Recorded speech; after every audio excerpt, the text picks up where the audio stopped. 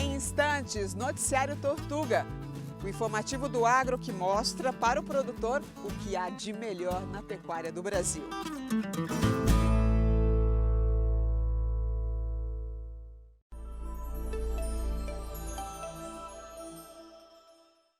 Olá, sejam muito bem-vindos ao Noticiário Tortuga.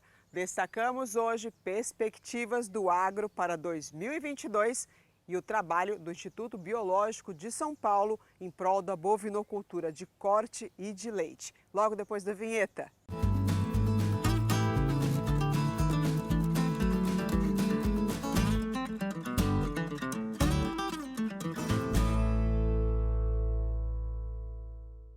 O agro brasileiro segue batendo recordes de produção a cada mês em diversos segmentos, mas as condições instáveis da macroeconomia devem ser consideradas.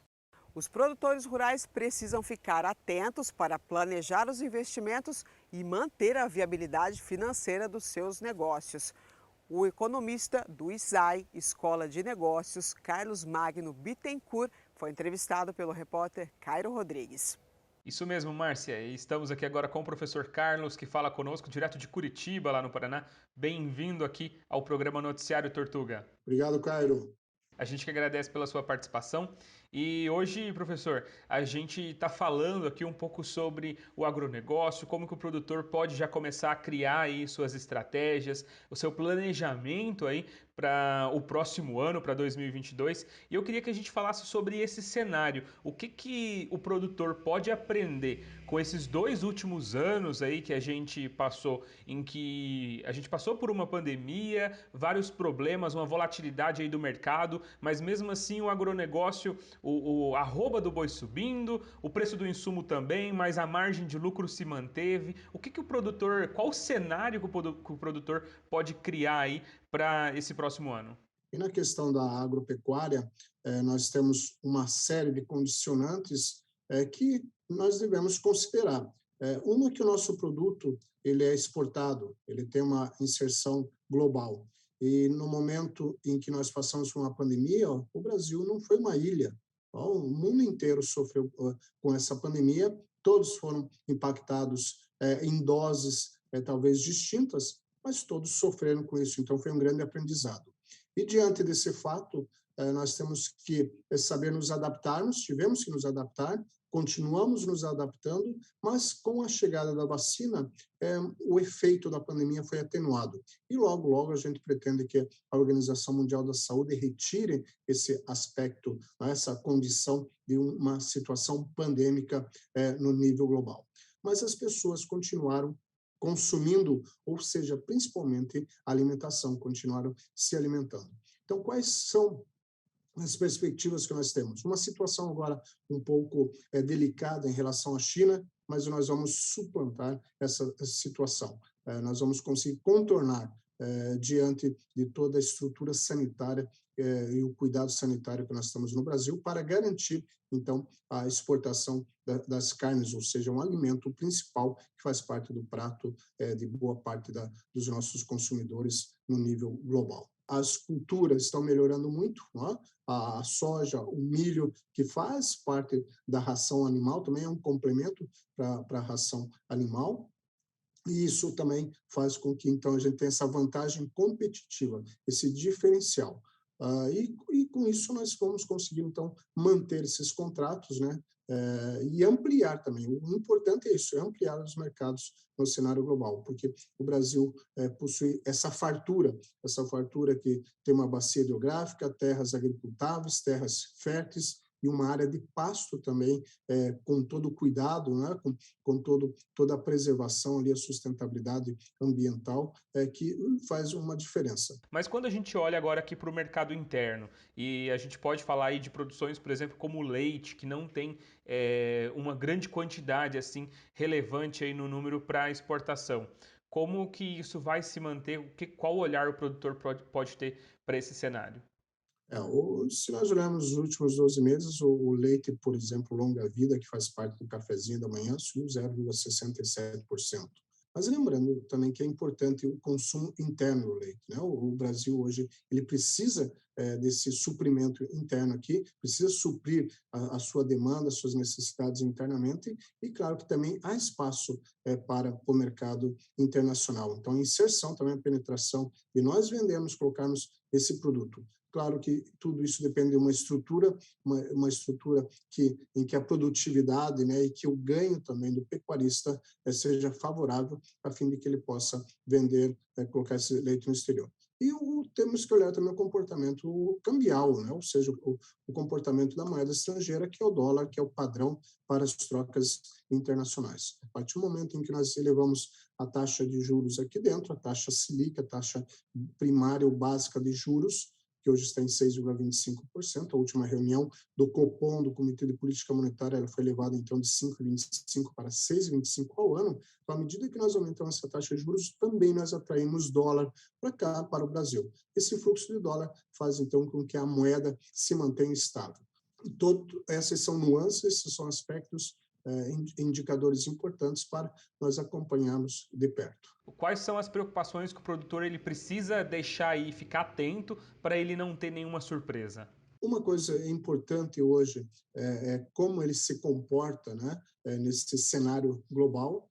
Então, acho que a união, a associação aqui dentro é importante para que eles possam, então, lutar por um ideal, ter uma bandeira em que eles direcionem seus esforços, né, de forma conjunta, a fim, então, de assegurar os seus direitos e de assegurar também a sua inserção no mundo global. Outra situação também é a questão econômica do Brasil.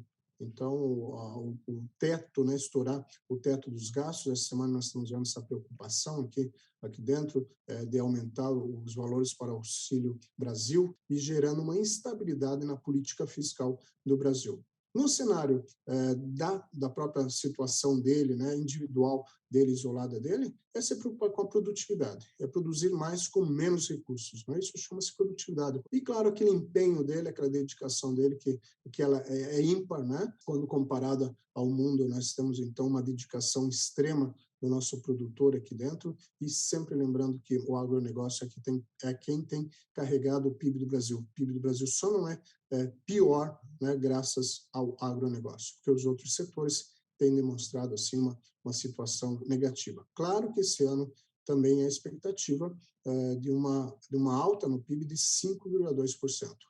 Mas 5,2% em cima de um PIB negativo de 4,1%, como foi o comportamento do ano de 2020, o resultado do ano de 2020. 2021, então, 5,2%. Nós vamos somente recuperar um pouquinho do ganho, né? Ainda nós estamos crescendo, na média, 1%, 1,2% ao ano.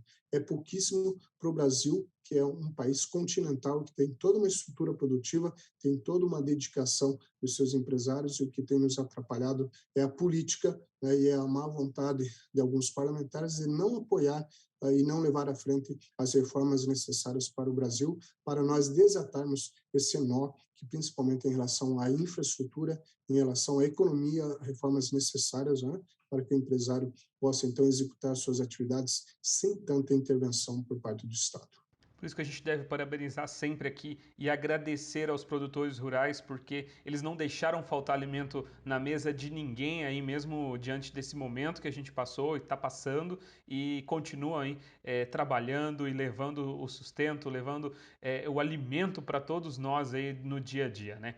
Professor Carlos, quero te agradecer aqui por esse bate-papo aqui conosco no nosso programa de hoje. Muito obrigado, um bom dia para você.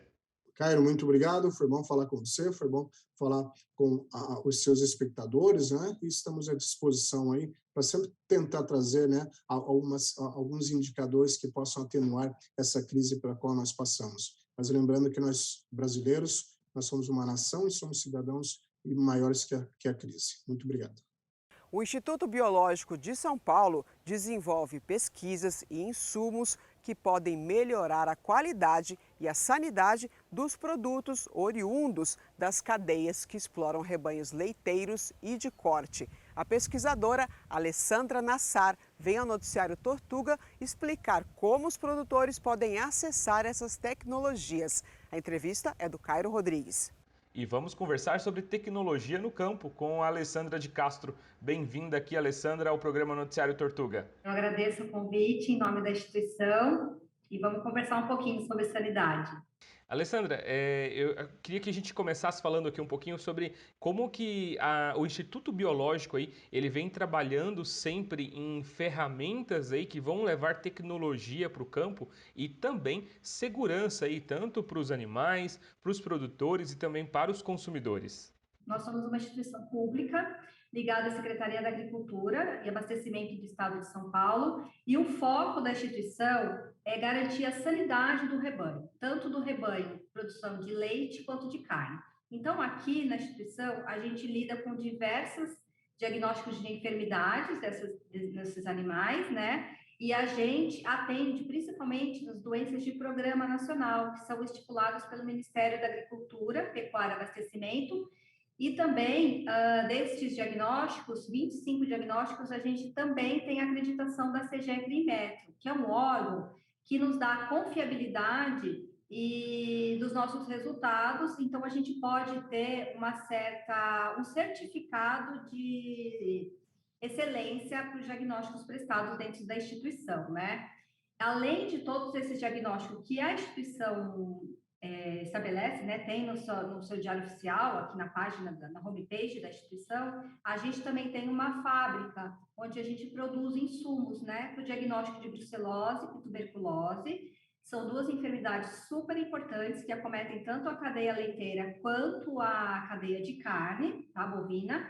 E aqui é a única instituição do país que produz esses insumos para diagnóstico dessas enfermidades super importantes dentro do setor agrícola. Vocês fazem todas as pesquisas, os diagnósticos, acham aí, tem aí toda a solução para os problemas, né, em testes, em produtos, e aí como que isso chega para o produtor? Então, nós temos dois tipos de canal, né? O canal direto com o veterinário dentro da propriedade, onde ele já conhece a instituição ou acaba conhecendo boca a boca, e nós temos um programa, que é o programa de sanidade e agricultura familiar, que é voltado para os pequenos produtores. Inclusive, a gente tem um programa agora que está sendo desenvolvido em parceria com outras instituições, do qual a minha aluna de doutorado está fazendo parte, que é para melhorar a produção leiteira de um assentamento na região de Lins. Então, o que a gente faz? A gente vai até esse pequeno produtor, com palestras, dias de campo. Então, a gente auxilia para que ele melhore a sua produção e tenha um retorno, né, significativo, né? Então, essa é o nosso papel, principalmente por instituição pública, né? A gente tem como priorizar o quê? O atendimento da população em geral. Não temos um único cliente em si. A gente trabalha desde centrais de inseminação, veterinários, grandes produtores, pequenos produtores. Então, a instituição em si, ela tem esse canal. Além de tudo, dentro da secretaria tem uma ouvidoria, onde as pessoas podem solicitar dúvidas que são encaminhadas à instituição, e aí os técnicos responsáveis podem abordar, responder todos os questionamentos da população em si. Você citou, acho que um ponto muito importante, que é o produtor ver aí os benefícios que a sanidade tem, né, para os animais, e principalmente quando a gente fala aí na qualidade da carne e do leite que são produzidos aqui no Brasil, e isso impacta de forma direta, né, Alessandra? Sim, completamente. A gente não pode falar de qualidade sem ressaltar a sanidade. Primeiro, a gente tem que pensar num rebanho saudável. Um rebanho saudável, livre de doenças, livre de qualquer problema, ele vai dar um retorno para o proprietário em si. Então, é isso que a instituição prioriza, né? A nossa parte sanitária é o carro-chefe, é o forte, e a sanidade ela não pode separar da qualidade. É um conjunto que tem que andar sempre junto, de mãos dadas, que aí eu acho que fica uma união perfeita. Com certeza. Alessandra, obrigado aqui pela sua participação no nosso programa. Acho que o recado está dado aí para os produtores que estão nos assistindo. Eu que agradeço. Obrigada mais uma vez. Gostou? Você pode rever o conteúdo do nosso programa e também das edições anteriores no canal do YouTube. Acesse apontando a câmera para o QR Code que está aqui na tela. Você pode também participar com a gente do Noticiário Tortuga. Envie mensagens, perguntas, depoimentos para o número da nossa produção, que é o 11 97081 5655. Noticiário Tortuga, no canal do Boi, é de segunda a sexta-feira, 7 horas da manhã. Obrigada pela audiência. Até mais.